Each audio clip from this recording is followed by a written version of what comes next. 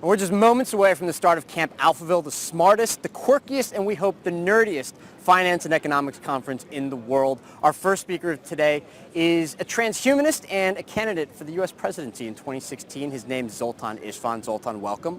Thank you for having me. A little preview of our speech, a little flavor.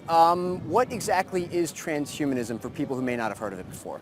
Sure. Transhumanism is an international cultural movement of people that want to use science and technology to radically improve the human body and also improve the human experience. How crucial is like the immortality aspect of it? Because that's what I think a lot of people gravitate towards, and it sounds very kind of sci-fi and futuristic. How grounded in the actual research is it? Well, I would say the number one priority of transhumanism is to get human beings to live indefinitely or to conquer aging and human death.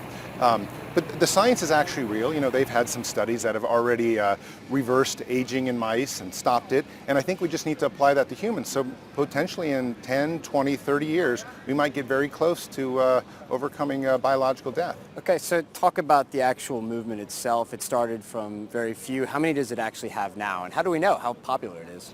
Well, there's been a number of studies on the amount of people, and it's kind of funny. We're not sure exactly how many people call themselves a transhumanist, but many, millions around the world certainly support using radical technology to change themselves. You have artificial hips, you have dentures, you have cranial implants, you have cochlear implants going into deaf people so that they can hear. So there's many people that are actually transhumanist already all around the world, but I'd say we probably have about 2 million people around the world that would declare themselves a transhumanist. So let's talk about your campaign for the presidency, right? I mean, how well organized are transhumanists now? I think you're based in California. How much of an actual party is it? And I guess, what do you hope to accomplish in the next year? Well, it's a new political party, and, you know, in America we call it a third party because it's not one of the main ones. But, you know, we're feeling we have around 35,000 supporters at this point, and literally it's growing a lot. I'd say every month we're gaining another 5,000. We have about 50, 60 volunteers working on my presidential campaign as well as for the party.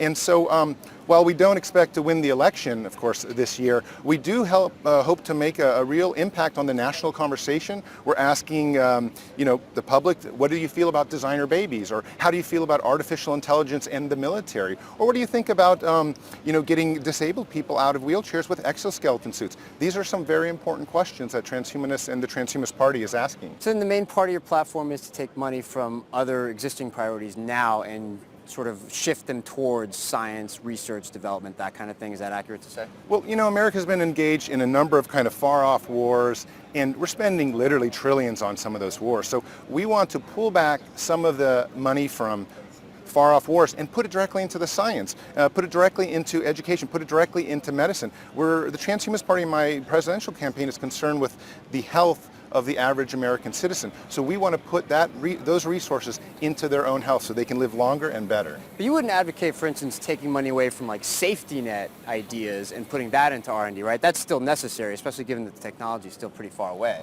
No, we're not advocating that, but there's a huge amount of, I mean, billions of dollars going into making bombs. You know, we're just not sure we need a planet with so many bombs. We'd rather have robotic hearts, or, you know, we'd rather conquer diabetes. We'd rather, you know, eliminate the kinds of diseases like Ebola that actually plague people.